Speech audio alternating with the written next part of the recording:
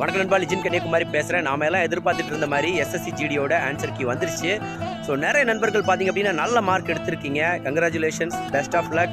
அதே மாதிரி நிறைய நண்பர்கள் பார்த்தீங்க அப்படின்னா எக்ஸ்பெக்ட் பண்ண மார்க் வரல. ஸோ ரொம்பவும் சோகமாக இருப்பீங்க. ஸோ சோகமாக இருக்கிற நண்பர்கள்ட்ட ஒரு விஷயம் சொல்லணும் நண்பா, சோர்ந்து போகாத.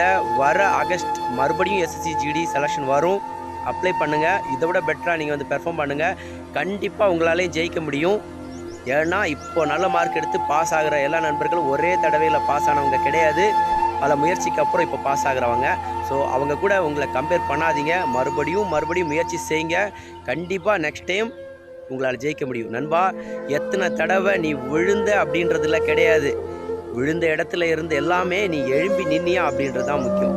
நீ ஒரு இடத்துல விழுந்துட்டு அங்கேயே படுத்திருந்தா அங்கேயே படுக்க வேண்டியதான். நீ எழும்பி நிற்கிறல்ல, அப்போ தான் நெக்ஸ்ட் வேலை பண்ண முடியும்.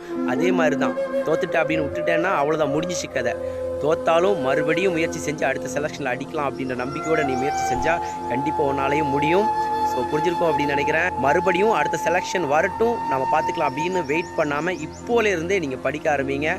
கண்டிப்பாக அடுத்த தடவை உங்களுக்கு ரிசல்ட் வரும், நீங்கள் பாஸ் ஆவீங்க. ஸோ புரிஞ்சிருக்கோம் அப்படின்னு நினைக்கிறேன். நல்ல வீடியோவில் சந்திக்கலாம்.